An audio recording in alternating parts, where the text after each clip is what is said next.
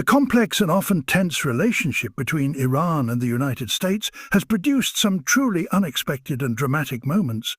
From covert operations to open defiance, Iran has managed to surprise the US on several occasions, disrupting American plans and reshaping geopolitical dynamics. These shocks were not just isolated incidents, they reflected deeper shifts in power, ideology, and strategic thinking.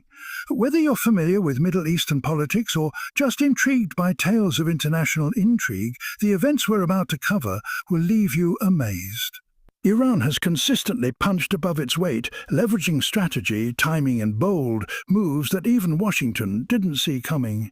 As we dig into these 4 moments when Iran genuinely shocked the US, you'll see a different side of history, one where the tables were unexpectedly turned, and global headlines capture the aftermath of what many called seismic diplomatic jolts. Our first story begins in 1979 with the Iran hostage crisis, one of the most stunning and humiliating moments in modern American foreign policy. After Iran's Islamic Revolution overthrew the US-backed Shah, tensions soared. On November 4, 1979, Iranian students stormed the US Embassy in Tehran, capturing 52 American diplomats and citizens. The entire nation watched helplessly as the hostages were paraded on television, blindfolded and handcuffed. What shocked the US most wasn't just the seizure of the embassy, it was the failure of every diplomatic effort to secure their release for over a year. A daring rescue mission by Delta Force, dubbed Operation Eagle Claw, ended in disaster, killing 8 American servicemen. The crisis dragged on for 444 agonizing days and was only resolved minutes after Ronald Reagan took office. It was a sobering moment for the United States. Iran had not only defied them, but forced the world's most powerful nation into a long, drawn-out standoff. Fast forward to 2003, just after the US invaded Iraq. The assumption in Washington was that Iran would keep a low profile as America flexed its military might in the region. But instead, Iran took the offensive, covertly, strategically, and effectively. Tehran began supporting Shia militias inside Iraq, including groups like the Badr Brigade and later Kataib Hezbollah, which launched deadly attacks on American and coalition forces. These militias used sophisticated improvised explosive devices wide, including explosively formed penetrators, FP, which inflicted heavy casualties on US troops. What made this even more shocking to the US military establishment was how Iran operated through proxies and avoided direct confrontation while achieving real battlefield results. American officials underestimated Iran's influence over Iraq's Shia population. In hindsight, Iran had seized the moment to reshape Iraq's political landscape in its favor, all while the US was bogged down in an increasingly complex and bloody conflict with no clear end in sight. In 2011, when the US unveiled its top-secret RQ-170 Sentinel drone had crashed in Iran, the Pentagon initially assumed it had simply malfunctioned. But then came the shocker. Iran announced it had electronically hijacked the drone and landed it intact. Images of the sleek, bat-winged aircraft surfaced on Iranian state TV, undamaged and seemingly untouched. For the US, this was a massive embarrassment. Not only had Iran captured one of America's most advanced surveillance drones, but they did so using cyberwarfare tactics that few thought they possessed. Iran claimed it had jammed the drone's GPS, essentially tricking it into thinking it was landing on a friendly base. The implications were staggering. If true, it meant Iran had serious cyber capabilities and had scored a major intelligence coup. Experts feared the drone's technology could now be reverse-engineered or shared with adversaries like Russia or China, putting US national security at risk. Iran's fourth and perhaps most direct shock to the US came in January 2020. Just days after a US drone strike killed Iranian General Qassem Soleimani in Baghdad, Iran retaliated by launching ballistic missiles at 2 US bases in Iraq. It was the first time in decades that a state openly fired missiles at American troops. The world braced for a full-blown war. While no US personnel were killed, over 100 suffered traumatic brain injuries. The attack was not just symbolic, it was precise, measured, and meant to send a clear message. Iran would not back down. American military analysts were stunned by the accuracy of the strikes. which targeted areas with deadly intent while managing to avoid escalation into a broader conflict. Iran had crossed a red line few thought they would dare. This was no proxy attack. It was state-to-state retaliation in the open, and it left the Pentagon scrambling to reassess Iran's missile capabilities. Each of these moments underscores a broader reality. Iran is a regional power that refuses to be underestimated.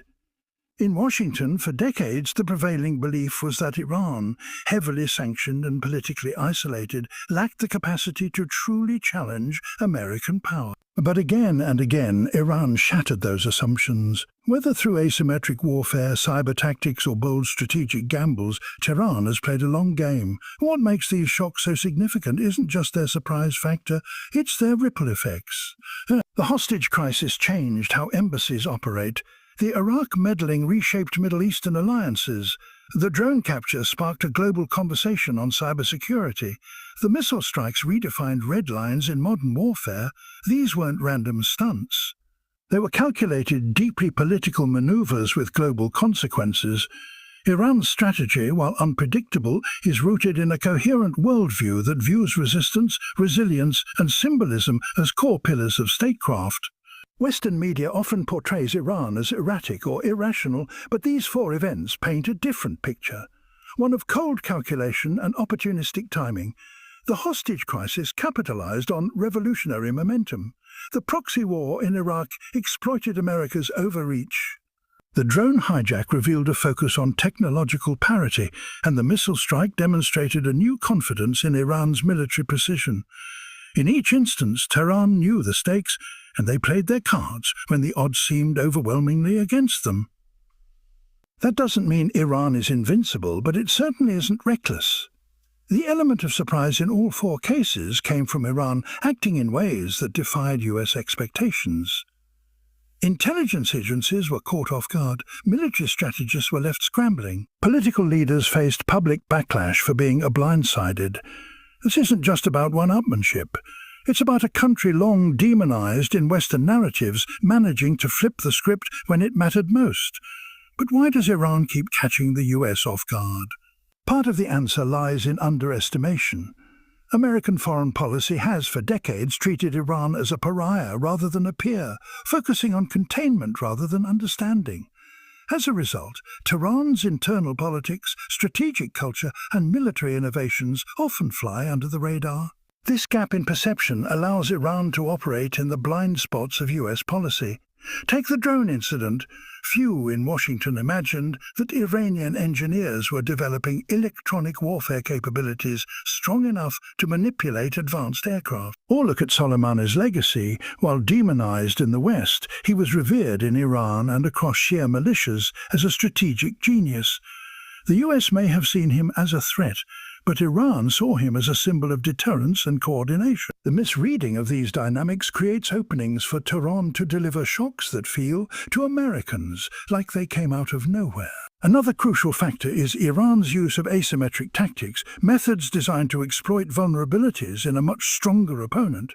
Iran knows it cannot compete head-to-head with the US military, so instead it invests in cyber warfare, proxy groups, and psychological operations.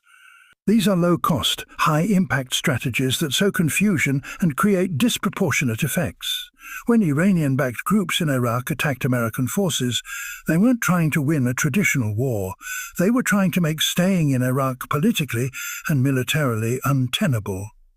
When Iran captured the drone, it wasn't just a technical feat, it was a narrative victory. And when missiles flew toward American bases, the message was less about destruction and more about redrawing lines in the sand. In all these cases, Iran's strategy wasn't about overwhelming force.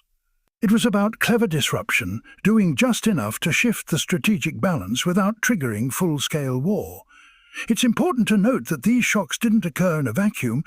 Each was a response to decades of sanctions, covert operations, and military threats against Iran. In that context, Tehran views its actions not as provocations but as responses, defensive maneuvers in a hostile global environment.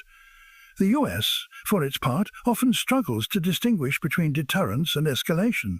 When Soleimani was killed, it was meant to prevent future violence.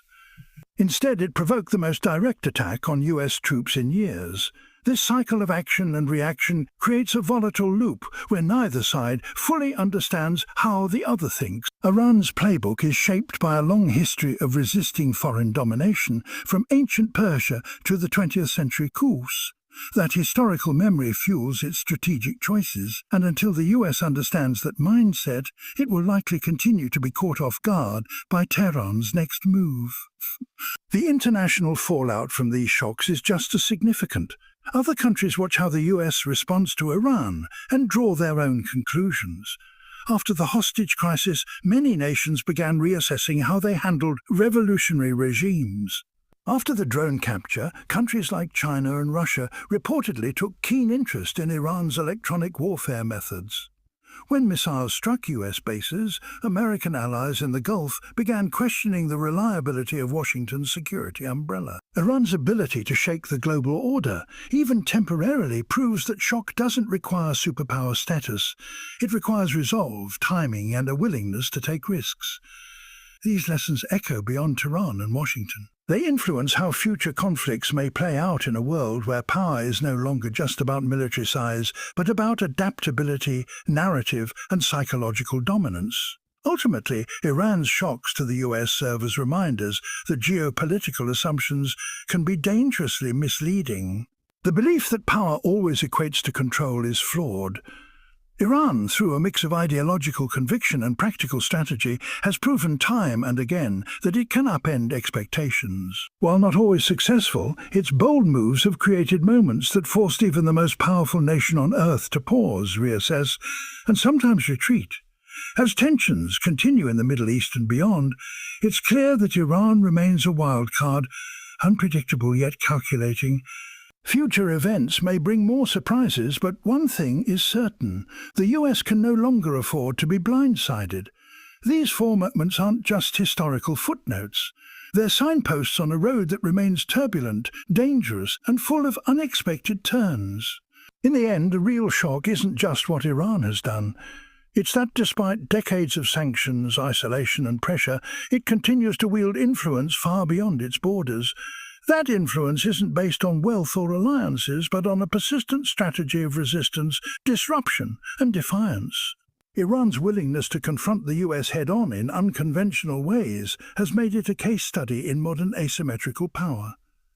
These four events stand as stark reminders that no global power, however mighty, is immune to being surprised. And as the world watches the next chapter unfold, the question remains: what will Iran do next, and will the US see it coming this time?